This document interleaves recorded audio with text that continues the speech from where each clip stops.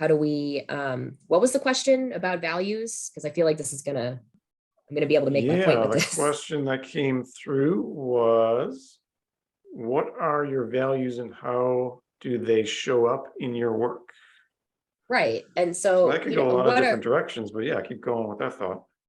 yeah, like, I mean, I would say I identify with class, right? Like I tend to write in the confessional vein myself. And so part of my big challenge is reining in my emotions too, so that I'm presenting you something that's a piece of art that you can relate to, but that isn't like punching you in the gut all the time.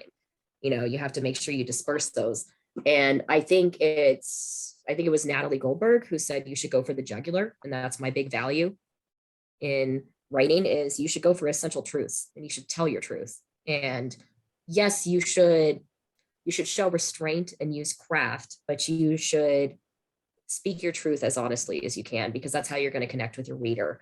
And I think Plath is a really great example of doing that, right? She says, Daddy, you've got a stake in your fat black heart, and I'm through, you bastard, right? Like, these are bold statements and these are painful subjects. But the reason that Ariel is a collection that lives on and is taught in college courses is because she was honest. I mean, I think she was very honest about her pain. And so that's a big part of my value in writing too. And I think hers, right, is that you go for the jugular and you tell the truth, and that's how you connect. And that doesn't necessarily mean you always have to tell the bad truth, right? We're not always, doing just like a live vivisection and just causing great pain and writing poems about pain. It's not just, it's about truth. It's about being honest. And everybody's honesty and everybody's truth is a little different. And that's where your unique voice comes in. And that's how you discover your voice, I think. You convinced me. I always like to add "I think" on at the end. So if anybody like disagrees with me, I'm like, I just said I thought that. Yeah. I think, it's not 100% like I'm right and everybody else is wrong, but that's how I approach it. I thought that was a really good question too. Yeah, no, because Go ahead, Aaron. I was just going to say that, yeah, because I mean, it's a personal question, because just the person responding is going to kind of, even just that loaded term values, that might just kind of angle somebody to a different approach. So yeah, Chris. Well, this is not directly related to values, but I can force it if need be. But somebody got me. It's like the collected diaries of Sylvia Plath, and I can just open up to any page, and my immediate reaction is, "Holy shit, she's this good writing in her diary." I open up my own diary. Oh God! Oh my God! So I mean, she was so good that she was able to just kind of freeform, apparently, and still have this incisive, really clever way of pulling things together and these emotional truths. And it seems, it reads casually. It doesn't read like somebody trying to be profound, and that's so difficult to make that work and to make that be good. That's another reason I like Anthony Bourdain, because a lot of it seems conversational, it seems casual, and yet he's hitting at these really incisive, important philosophical points.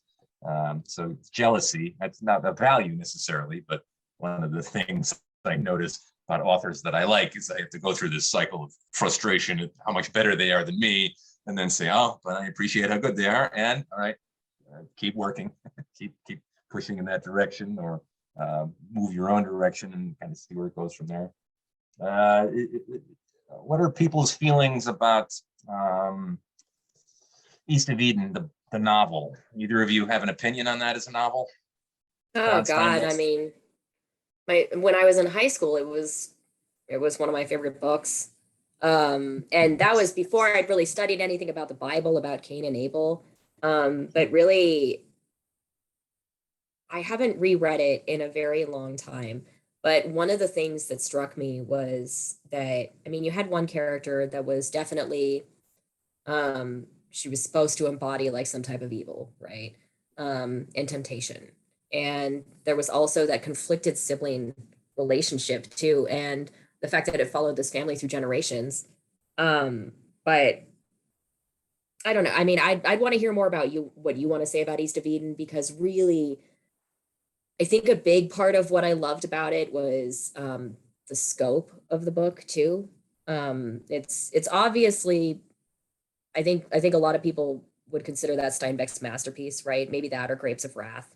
I would say the book that I revisit the most by Steinbeck is Cannery Row, and that's because I like some of his more lighthearted work. Cannery Row, Tortilla Flat. I like the homeless dudes that he likes to write about that are just sitting around doing weird homeless dude stuff and just having a happy time and still finding joy. Um, that I enjoyed, and the way that he writes about the Salinas Valley and the difficulties of farmsteading, and I think he covered that a little bit better in Grapes of Wrath, but I really really liked the complexity of the sibling relationship in East of Eden. Aaron, you can back me up on this. If you remember what I've always claimed is my favorite novel of all time.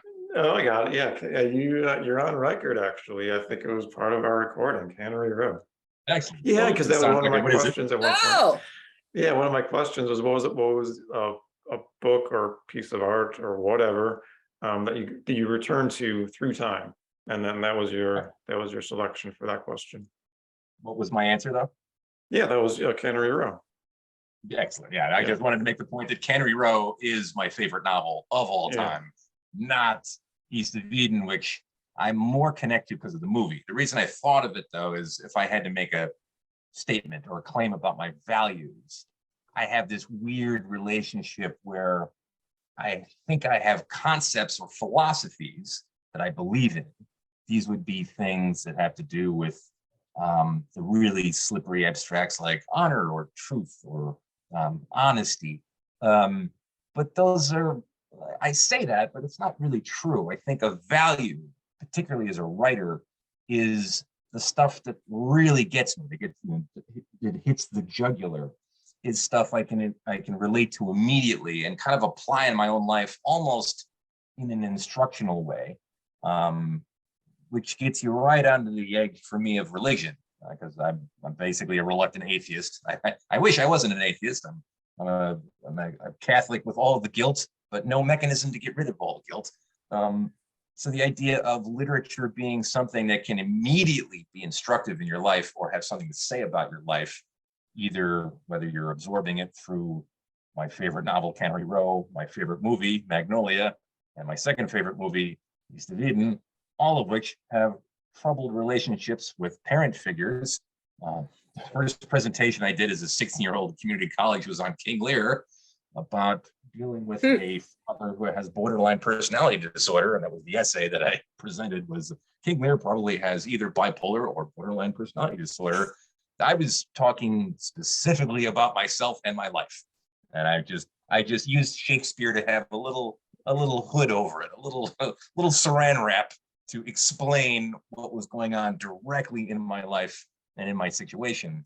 So there's those times where the overlap is so strong. Either you're writing something that's true to yourself, or you're watching a movie, or you're reading a novel, and it just hits, and it's almost creepy, it's almost spiritual, but the kismet factor. And ironically, that can create values, and that could be good or bad. You want to read the wrong thing because it might give you the wrong value. But I believe so strongly in storytelling and narrative, the fact that we're doing this in our heads all the time anyway. If you hit on a really good poem or a really good novel or a really good movie or a really good piece of music, you can kind of spontaneously instruct your own life and create a new value in real time, which is awesome if it is something comforting and familiar, and terrifying if it takes you in a new place. And I'm kind of always riding that edge between those two directions of comfort, safety, instruction. This tells me how to live, and holy shit, I have to confront the world in a completely new way. Which way is up?